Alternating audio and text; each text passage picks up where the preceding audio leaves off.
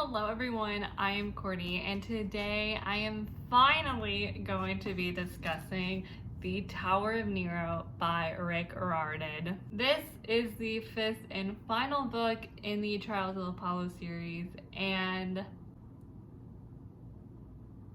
it feels like just yesterday I was a freshman in high school finding out about the Hidden Oracle. And now I'm a sophomore in college talking about the last book, and it's just absolutely crazy how far I and this series has come. I overall enjoyed Tower of Nero. I thought it was funny and lighthearted, and it was a really good finale for Lester/Apollo. And to be quite honest, that's all I really wanted, because I don't really take Trials of Apollo that seriously anymore. So having just a nice, wholesome ending was more than I could ask for. But now I'm gonna go into spoilers for the Tower of Nero. So if you have not read this book yet, please leave, because you will be majorly spoiled, and also for like the other books too, especially the Burning Maze. So make sure you've just read all of Trials of Apollo and then come back here so we can discuss it together. So goodbye, non-spoiling people. Alrighty, so the Tower of Nero. I don't know what to talk about. I'm gonna get the plot over with, because if you've been around my channel for long enough, then you know that I absolutely hate talking about the plots of books. I'm much more of a character person, and I definitely want to spend more time focusing on the characters that appear in this book, because I have lots of thoughts to say about certain people. The plot of this book was fine. To be completely honest, I kind of forgot like what happened in the Tyrant's Tomb, which, I mean, that happens with anything I read, but I like really forgot this time. Everything went by super fast in this book. Like suddenly we were at Camp Half-Blood, and then we were like at Sally and Paul's, and then, you know, we're at Nero's tower, and then bam, he's dead. Then we're fighting Python, and then bam, he's dead. And then hooray, everyone's alive and well, and we saved the day. And I was like, oh, okay. But besides that, the plot was fine, because to be 100% real, I don't really take Trials of Apollo that seriously anymore. Ever since the Burning Maze and Jason's death, I'm kind of just like, anything that happens in these books are most likely not going to be accepted as canon by me. So because of that, I was able to enjoy the plot more, because I had the mindset of, okay, I'm not gonna take this super seriously. Like, I'm just here for a grand old fun time, and doing that made this just very more enjoyable to read. Now let's talk about the characters, because like I said earlier, I have things to say. We have so many characters show up in this book, and I was not prepared for it at all. Like, so many good ones showed up, and it just made my heart so happy. First, I gotta talk about Sally, Paul, and Estelle. It was so cute seeing them. I know there are conflicting feelings about Paul and Estelle in the fandom, especially if you're involved on Tumblr. Personally, I don't mind Paul and Estelle, like, they don't bother me. I mean, if they make Sally Jackson happy, then like, let's go, because that queen deserves everything and more. And it was just super fun getting to see them again. Then we got to see like Chiron, Kayla, Austin, Mr. D at Camp Half-Blood. And I can't believe I'm about to say this, but it was so interesting to see Mr. D, because I feel like this book kind of gave him a new perspective of his punishment. And I don't know, I almost felt like sympathy for him, but not like a whole lot though. We also got to see Nico and Will at Camp Half-Blood, and they play huge roles in this book, and I have so much to say about them. I love Nico and Will as individuals and also together. I think they're so cute, and it was super fun getting to see them kind of like be leaders and really be upfront in the war against Nero, because I feel like they're underrated and they really got to shine in this book, which was so much fun. And one of the things that I loved most about this book was the deeper look we got at Nico and Will, especially Nico, because Nico is really going through a time during Tower of Nero. Like, he's in this weird headspace, hanging out with these weird frog people. I don't even know how to pronounce their names, so I'm not gonna bother. But he is just going through it, and you later find out that he wants to go back to Tartarus. Nico talks a lot about his time in Tartarus in this book, which was very interesting.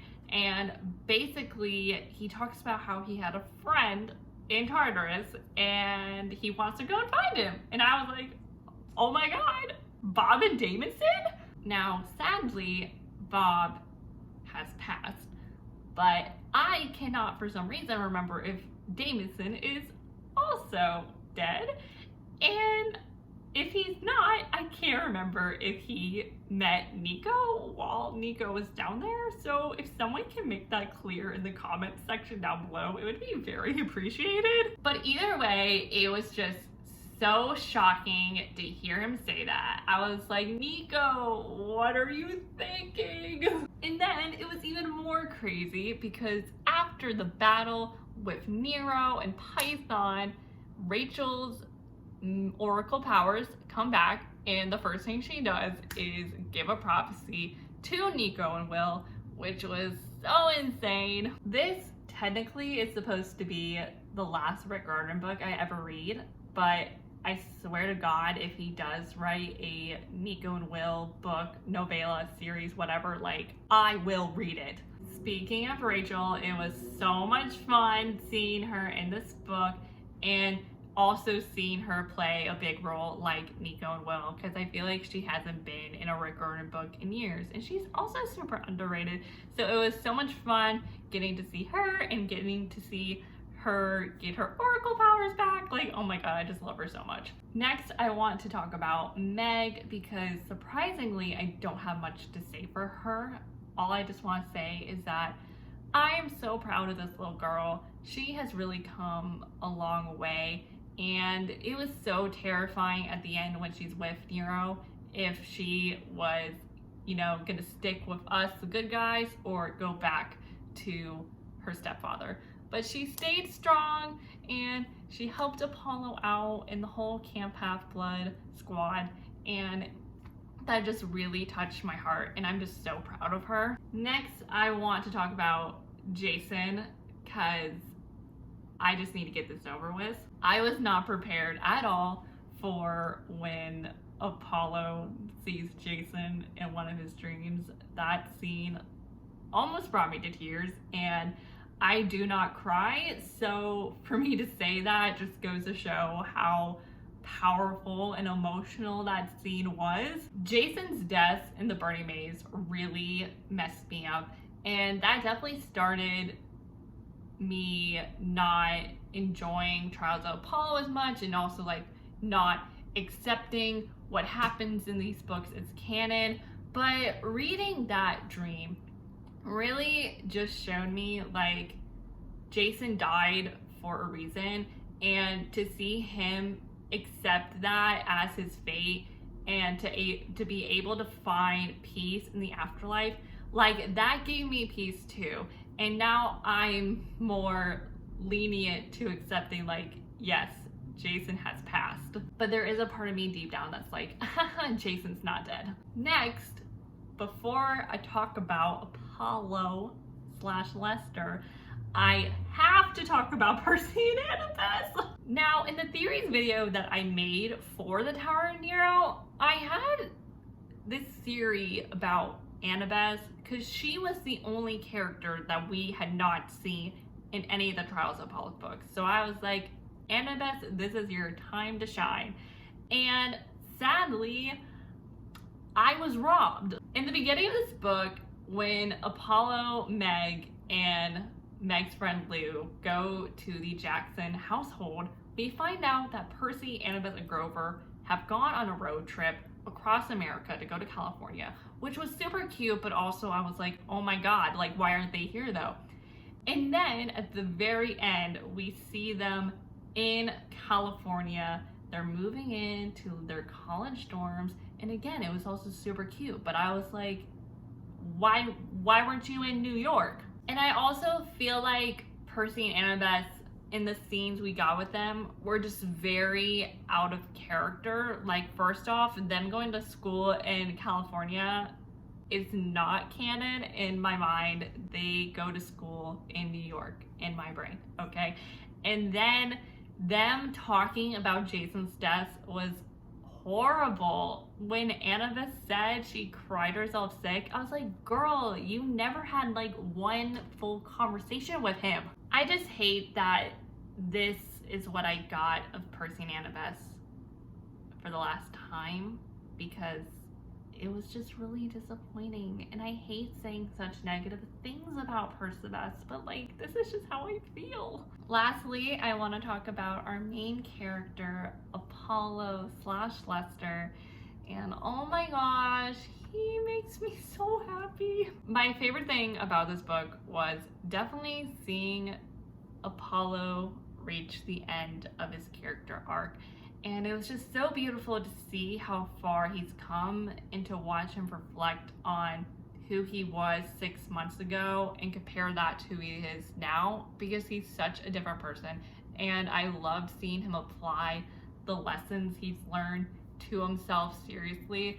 And I'm just so proud of how far he's come. It was so powerful watching him fight Python, and then, you know, they fall into chaos, and he gets Python to continue falling down, and he is literally on the edge of his life, and he's trying to hold on, and he doesn't know if he can, but he finds the strength within himself to pull himself back up, and he turns back into a god. And that was just a really powerful scene, and it was so beautiful reading the end when he goes and visits Meg, and he just tells her that the sun always comes back up, and that really hit me too. And his final note to us readers, I loved that he made a direct notion at us, the reader. That was super cool, and it just made me feel really special. I'm just so proud of Apollo and his journey, and that is what makes me not regret reading these books, because his journey was just so powerful and inspiring, and I'm just so happy with how far he's come. But I think that's all I have to say for the Tower of Nero. Overall, I honestly had a good time reading this book, and I just cannot believe that this is the end. I will forever be grateful for Trials of Apollo, Heroes of Olympus, and Percy Jackson and the Olympians, because these books have gotten me to where I am today, and I am so thankful for these stories and for Rick for creating just these amazing, wonderful, kind, brave, strong characters that I will love for the rest of my life. Thank you all so much for watching this review. I hope you enjoyed it, and I am Courtney, and I will see you all next time with a new video soon, so I will see you then. So bye.